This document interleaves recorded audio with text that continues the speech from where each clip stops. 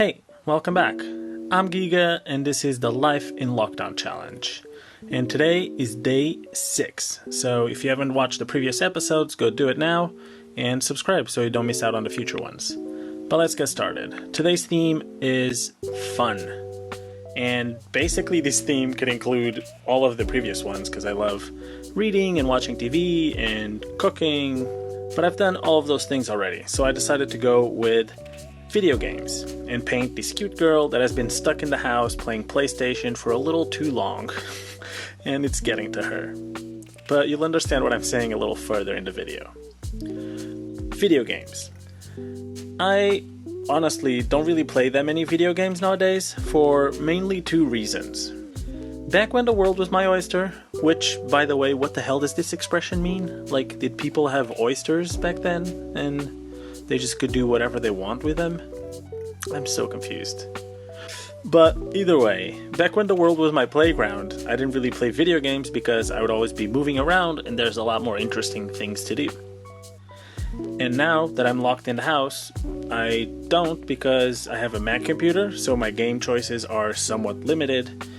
And I don't get a console because I wouldn't know where to put it. And I've heard you say in your head, well, next to the TV, obviously. Well, I don't have a TV in my room, or space for one, as you might have seen in my videos. And the other one that we have in the living room is always being used, so maybe when I get a place of my own. But since I haven't played video games in a while, I thought, let's go down memory lane. And what was the last video game that I played? Or at least that I remember playing. Oh, Firewatch, which was beautiful. It's this adventure game where you play a guy that goes to be a fire lookout at this random forest in some national park in the US. And then a bunch of strange things start happening, fireworks and some girls that then disappear. I don't want to spoil the game. But the visuals of the game are super pretty. And the whole story is all like really well done, so the game is definitely recommended. And it's also not very long. I remember I played it, the whole thing, on a flight back from San Francisco to Lisbon. I think like the whole gameplay is like a few hours, 3-4 maybe. And another game I played was Bastion, also on Steam. These are also games I can get on Steam, that's why I play them on my Mac.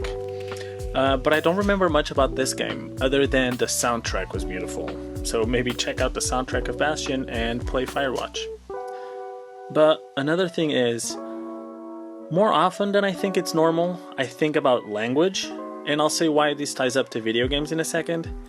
It just randomly pops up into my head, the thought that, how cool is it that I'm able to speak different languages, and because of that I can be understood by that many more people.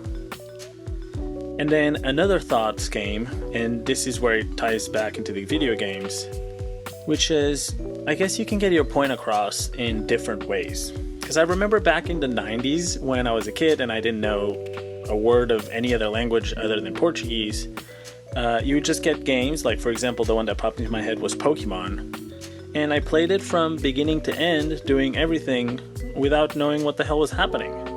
It was just like trial and error and figuring it out, and you're still able to do it. So that's some very impressive juvenile resilience right there. But yeah, with that thought in your head, I'm gonna leave you with the rest of the painting process, and I'll see you in the next one, which is the last painting in the locked version of this challenge. So remember to subscribe and turn the notifications so you don't miss it. But yeah, bye!